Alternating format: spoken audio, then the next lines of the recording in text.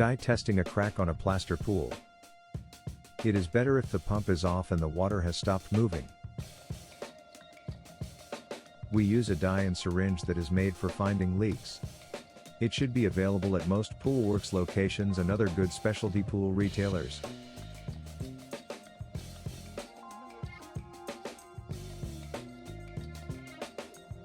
You can see the dye being pulled into the crack. Believe it or not, most cracks that we check do not leak.